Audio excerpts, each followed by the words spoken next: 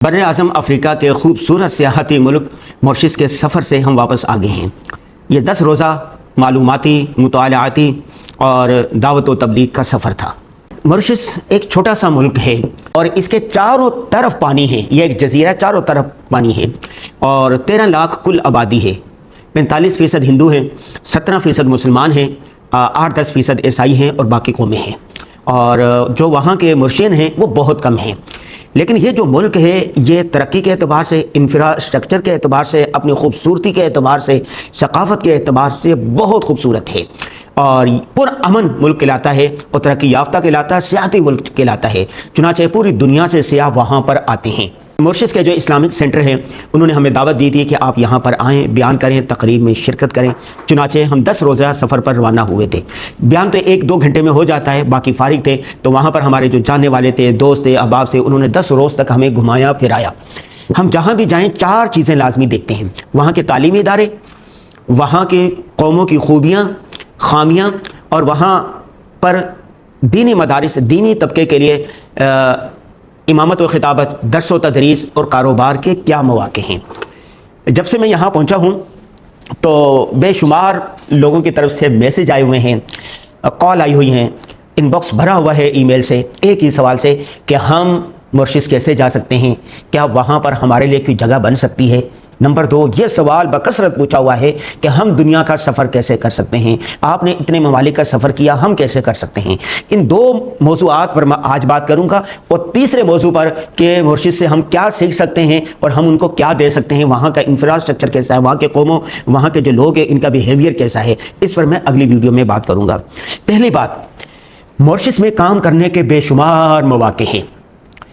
इमामत व खिताबत की जगह है। एक मस्जिद में हम थे तो वो कह रहे 3 महीने हो रहे कोई इमाम नहीं मिल रहा, तो इमामत के मौक़े हैं। नंबर 2, वहाँ पर एक मदरसा देखा, बहुत बड़ा मदरसा था, बिल्डिंग के एतबार से और अपनी खूबसूरती के एतबार से, वसाइल के एतबार से। लेकिन आप जानते हैं दरस निज़ामी के वहाँ कितने तालिब इल्म थे। वहाँ उला से लेकर दौरा हदीस तक पढ़ाई थी, लेकिन एक तालिब इल्म था, एक। वो उला उसमें पढ़ी, पेशानिया, पेशाली साहब, राबिया खमसा, वो इस साल दौरे में था, एक तालिब इल्म। और हिफ्ज़ के 12 तालिब इल्म और उस्तादों की तादाद 7। तालिब इल्म नहीं है वहाँ पढ़ने के लिए, पढ़ने का शौक़ नहीं है। 300 मसाजिद हैं और 100 के करीब मदारिस है छोटे बड़े, लेकिन वहाँ पर दीनी उलूम हासिल करने का लोगों में ज़ौक़, शौक़ और रिवाज नहीं है। कॉलेज यूनिवर्सिटी पढ़ते हैं। तो यहाँ से अगर कोई जाए तो वह जमकर कुरान पाक की क्लास लगाए और इसी तरह दरस निज़ामी का आगाज़ करे और मेहनत करे, तो ये एक मौका है। नंबर 2, वहाँ पर तिजारत के बड़े मौक़े, चूँकि पुरअमन मुल्क है और आसानी के साथ आप वहाँ पर तिजारत कर सकते हैं, कोई रोक टोक नहीं है, कोई मुश्किल कवानीन नहीं है। हमारे एक दोस्त है जो उन्होंने मसाले का काम शुरू किया, जैसे यहाँ पर शान के मसाले मशहूर है ना, अल्हम्दुलिल्लाह उसकी हशनूर के नाम से बहुत बड़ी फैक्ट्री है, बहुत बड़ी कंपनी है और वो आलिम हैं और यहाँ पाकिस्तान के पड़े हुए हैं। तो उनका जो मसाला है पूरे मुल्क में बिकता है, बल्कि दूसरे ममालिक में भी जाता है। अगर आप चाहते हैं, आप इमामत खिताबत का जज्बा रखते हैं, आप दर्स व तदरीस करना चाहते हैं, दावत व तबलीग का काम करना चाहते हैं या इस्लामी तिजारत करना चाहते हैं, तो आपके लिए मॉरिशस के दरवाजे खुले हैं।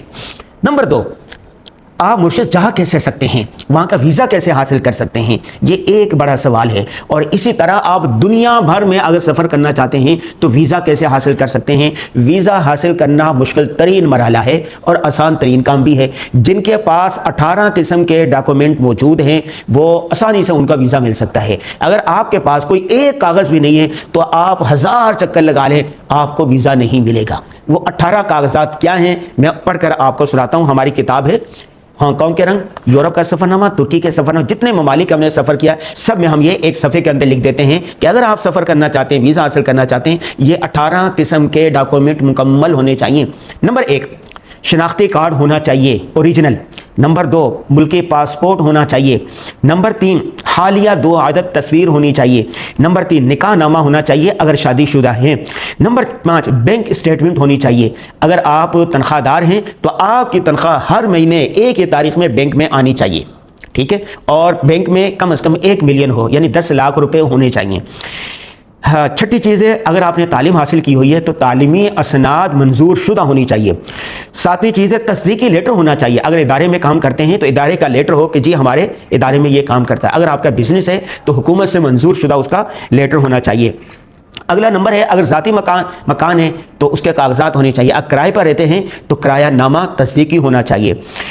آپ کے بچے ہیں تو ان کے بے فارم ہونے چاہیے. اگر بچے نہیں ہیں تو والدین کا وہ شناختی کارڈ مانگتے ہیں.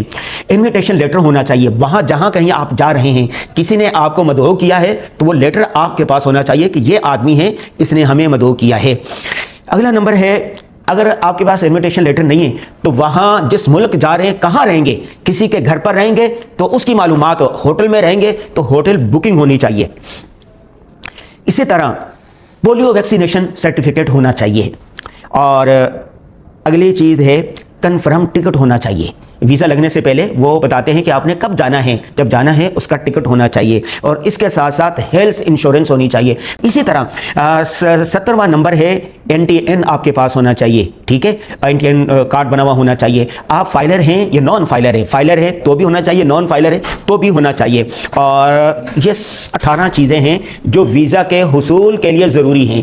اکثر چیزیں یہی چاہیے ہوتی ہیں. بعض ممالک 2 چیزیں کم کر دیتے ہیں, بعض ممالک کی ریکوائرمنٹ ایک آدھ کاغذ زیادہ ہوتا ہے. مجموعی طور پر اگر یہ 18 چیزیں آپ کے پاس ہیں تو ویزا آپ اپلائی کر سکتے ہیں. ویزا کیسے اپلائی کریں گے؟ ہر ملک کی ویب سائٹ ہوتی ہے, آپ خود بھی ویزا اپلائی کر سکتے ہیں. نمبر 2 ٹریول ایجنٹ ہوتے ہیں, آپ سے وہ 5 سے 6 ہزار روپے فیس لیں گے. یہ سارے کاغذات آپ ان کو دے دیں, وہ ویزا پروسیس کر دیں گے, فارم بھر دیں گے, ساری رہنمائی کر دیں گے اور پھر آپ کا ویزا لگ کر آ جائے گا. دنیا کے ممالک نے ویزے آسان کر دیے ہیں.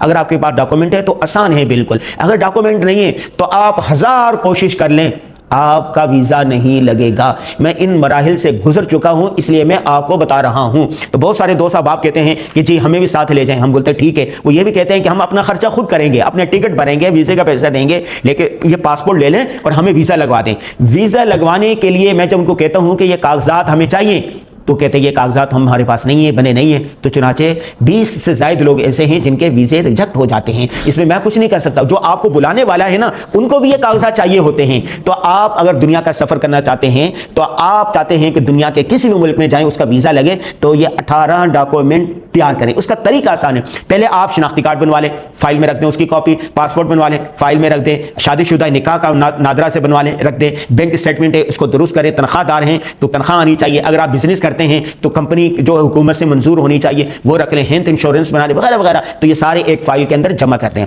اب جو دوسرا سوال ہے, دوست احباب کہتے ہیں کہ ہم دنیا کا سفر کرنا چاہتے ہیں, ٹھیک ہے, لیکن مفت میں کرنا چاہتے ہیں. بالکل, آپ دنیا کا سفر مفت میں کر سکتے ہیں. ہم نے اب تک جتنے ممالک کا سفر کیا ہے الحمدللہ مفت میں سفر کیا ہے. 1 روپیہ بھی اس پر خرچ نہیں ہوا. اللہ کا بڑا کرم ہے. ذالک فضل اللہ یؤتیہ من یشاء.